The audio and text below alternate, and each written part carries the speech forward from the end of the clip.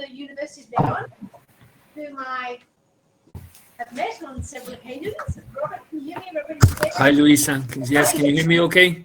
Yeah, we can hear you fine. Nice to see you again. Nice to see you again too. And Pilar Garces, who's from the regional government of Castilla y León, also in Spain. And they're here today to talk to us about developing virtual innovation and support networks for foreign language people. So the floor is yours. Thank you. Okay, thank you very much. And if you don't mind, maybe give us a 5-minute warning or a 3-minute warning when we're running out of time. Okay, thank you very much. Okay, good morning, everybody. And first of all, I feel like we should be apologizing for not being there and missing all the fun in beautiful Florence. We originally intended to go, but I'm afraid life has gotten in the way and has stopped us from being able to travel. However, we're happy to be able to talk to you today about this project that which is called the Valiant Project, and it's about virtual innovation and support networks for teachers, which is a form of virtual exchange.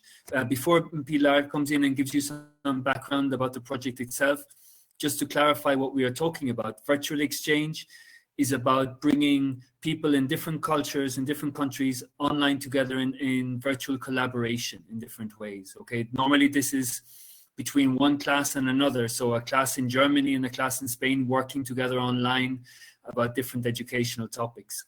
Well, what we are talking about today are virtual exchange projects which bring together teachers that are in-service teachers teaching in schools around Europe with classes of initial teacher education, so trainee teachers, and also with experts in different educational areas. So we're trying to experiment to see how we can bring these 3 different groups together for productive educational experiences.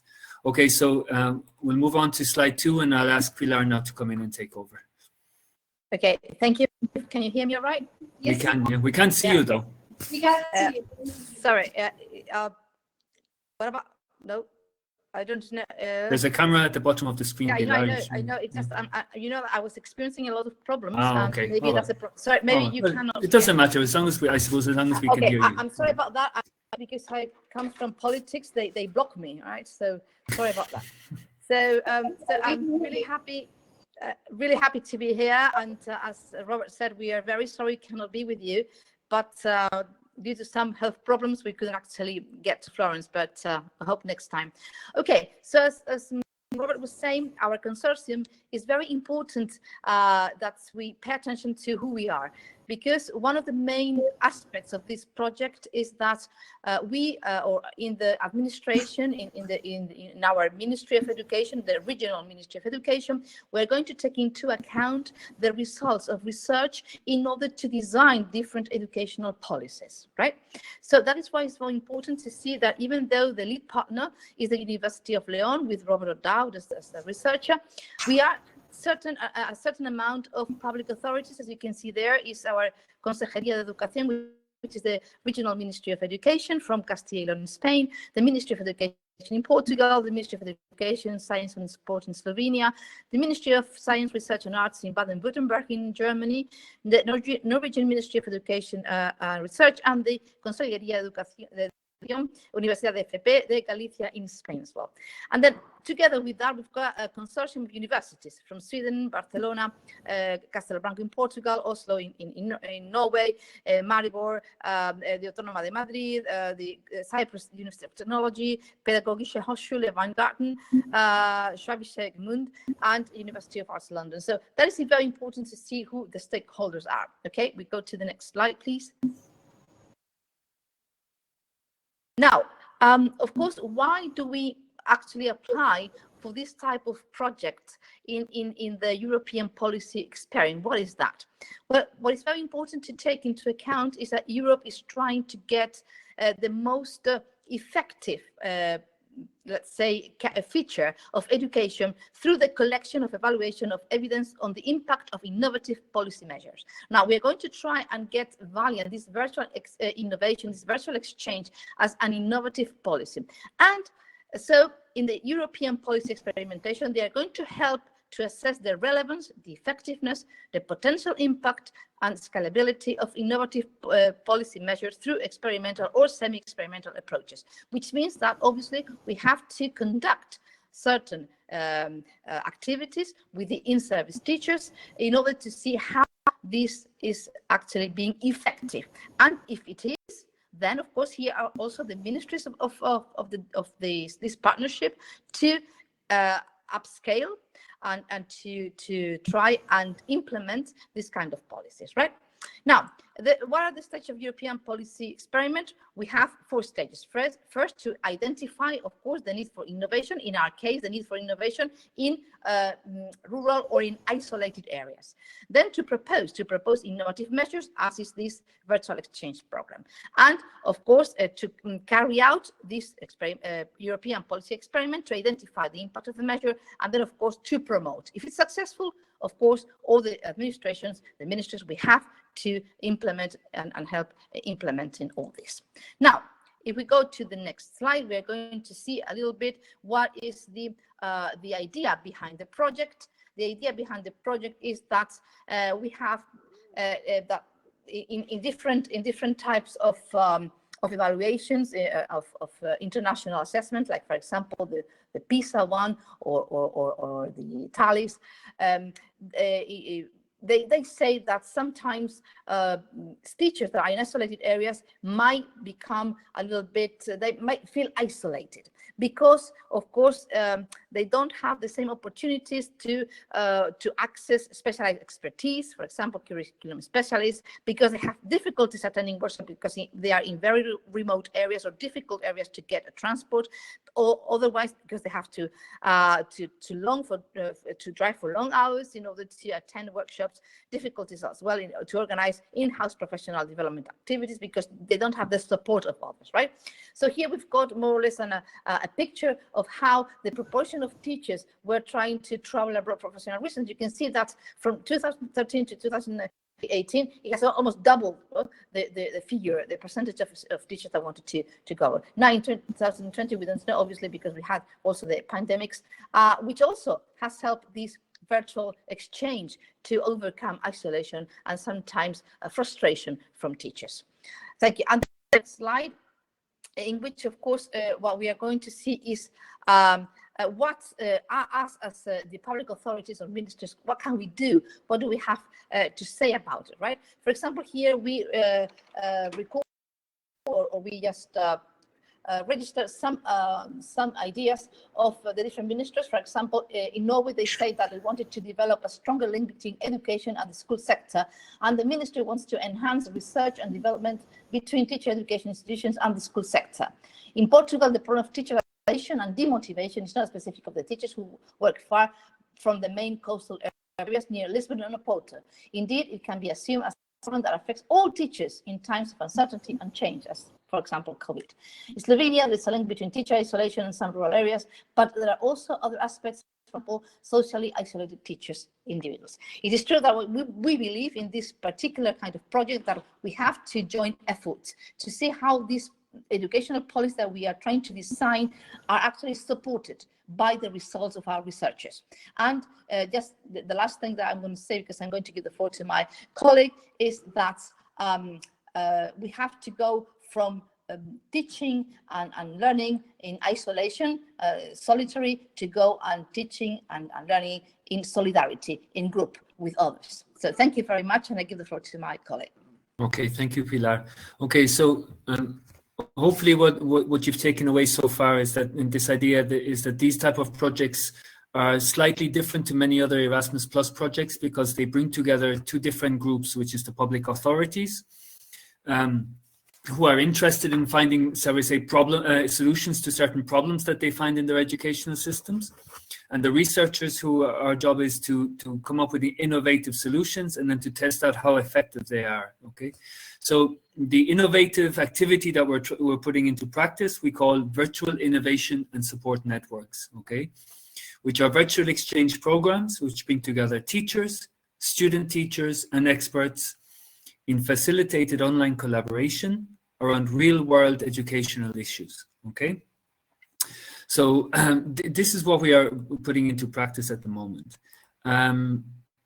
just to give you a couple of examples of how these virtual networks are being set up. Okay, one of them we call a teacher as a source of experience, and in that one what we have are groups of teachers from all around Europe that are teaching in secondary and primary schools all around Europe, engaging in interaction with student teachers from different universities of education around Europe. So there we have one of them which I'm running at the moment, for example, which is dedicated to foreign language teachers teaching online in times of COVID. So here you have teachers talking about their experiences of having to teach online during the pandemic.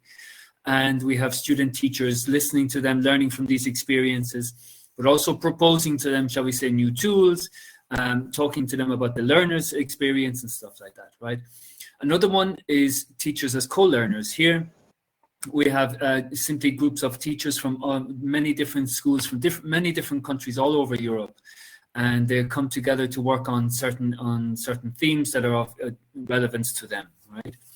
And finally, another one is what we call teacher as international collaborator, and here we invite, shall we say, experts in a certain area to come and talk to teachers from around Europe about a specific topic. So one of them is how to set up a virtual exchange, how to engage in Erasmus Plus mobility programs, and how to apply for projects in Erasmus Plus.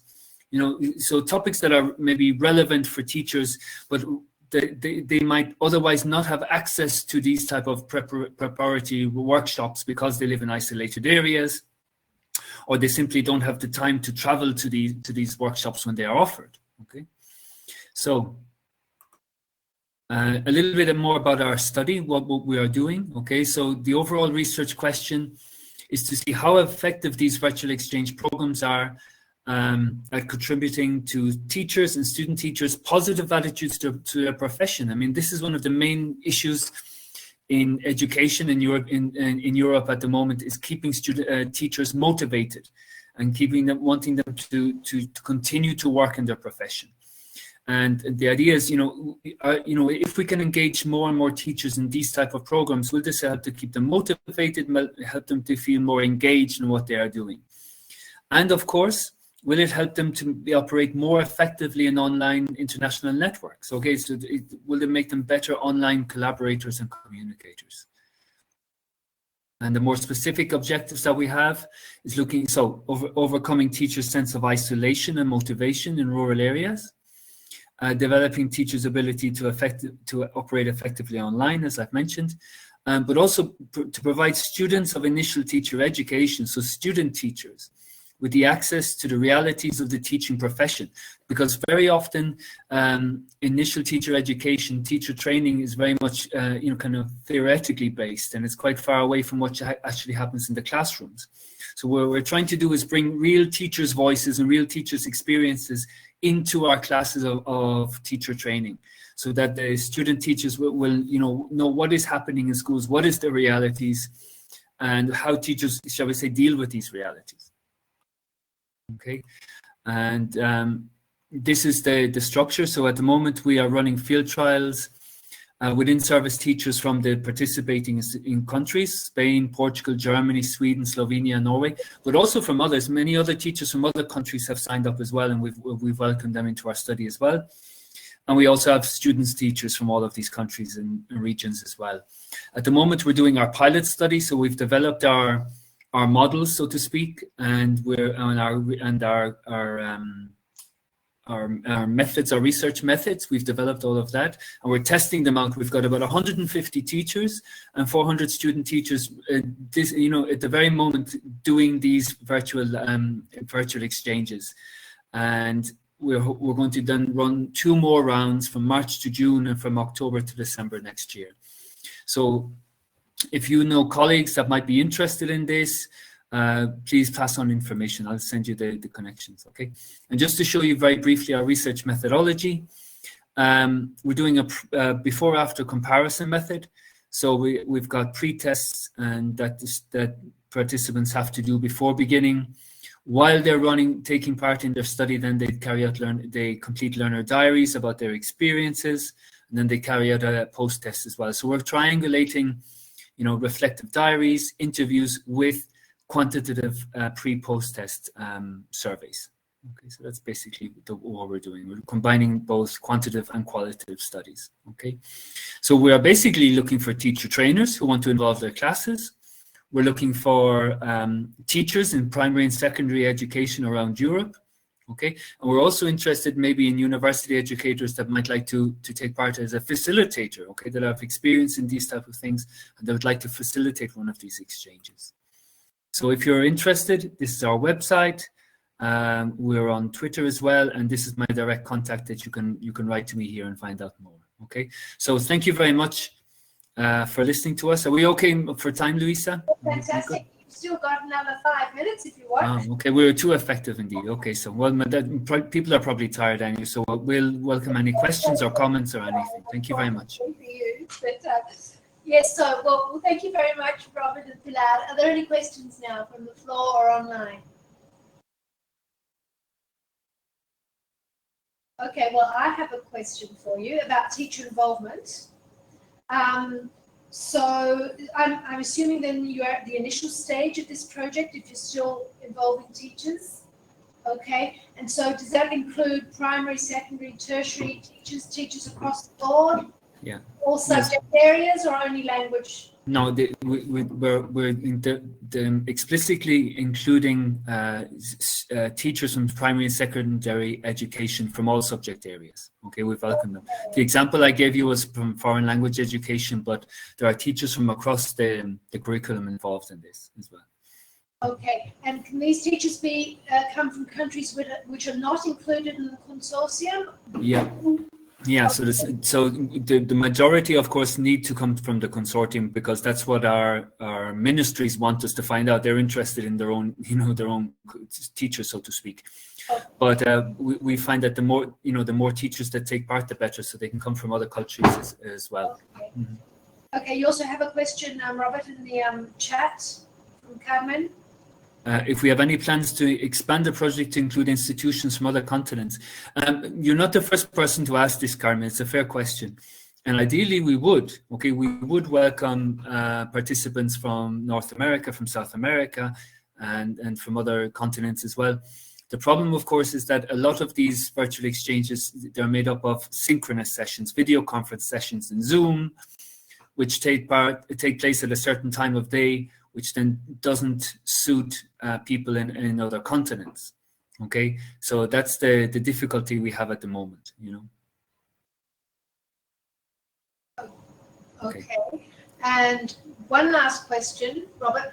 What kind of involvement? So, what if these teachers become involved? What will they be doing? So what do they do during the project? So it depends. We've come up with a series of, shall we say, tasks that they have to carry out. Okay, that may involve. It depends on very much on the particular model of the Valiant models that we are putting into place. But it may involve, shall we say, reading certain articles and discussing them together, or working together. For example, in one of the exchanges, we actually bring teachers together and we get them to plan setting up a virtual exchange between their students, between their classes, so to speak. All right. So it's very important in virtual exchange always to have bring people together to do something together. All right. That's when shall we say, the learning happens in these things, and that's when the value emerges, I think. So we've got a very clear task that they have to do. Yeah, exactly. Yeah. Okay. Mm-hmm. And sorry, one last question. After my last question. So, have you already got experience with primary teachers in the project? So yeah, there is one of the exchanges that is running at the moment, which is particularly aimed at primary school teachers, exclusive for primary school teachers. Okay. And what are the outcomes of the project? Are you going to come up with some recommendations?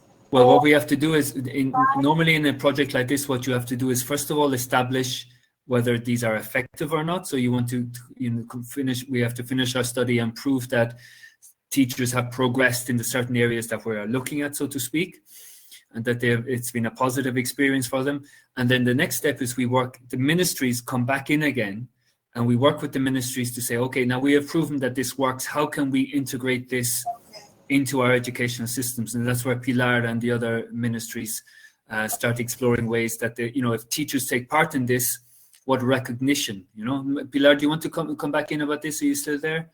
About, you know, but the whole issue of, you know, recognizing teachers' participation. Right. Yes. What we are trying to do right now is all the teachers that are participating, they're going to get sometimes diplomas, certificates, depending on the ministries. And then, of course, we're going to recognize this kind of training. And in that sense, this is going to affect positively in their careers. So also we are trying to see if not only individual teachers can be recognized, but if a school, entire school, gets into the project, then it might get a little bit some allowances from the regional ministries of education. What is important as well to underline is that all the different ministries that we take part in the project, we've got more or less the same idea about recognizing, but different ways of doing it. And that's important to see in which way Europe, as a continent, right, can actually streamline that into one way of recognizing this type of training.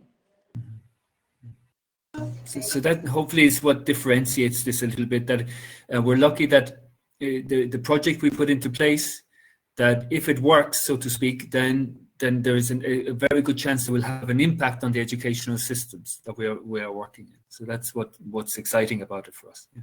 Okay, so if I understand correctly, there are basically three sort of outcomes. One is providing training, okay, and one is testing the training, okay, and then you have policy, impact on policy. Is that correct? Exactly. Yeah. Well, it's more than just training. It's the activity itself of virtual exchange. You know, it's putting that into practice, but in a way that hasn't been done before. You know, we've looked a lot in the literature, and there's very, very few examples that bring together you know, classes of student teachers with real teachers, so to speak, with teachers that are already in practice.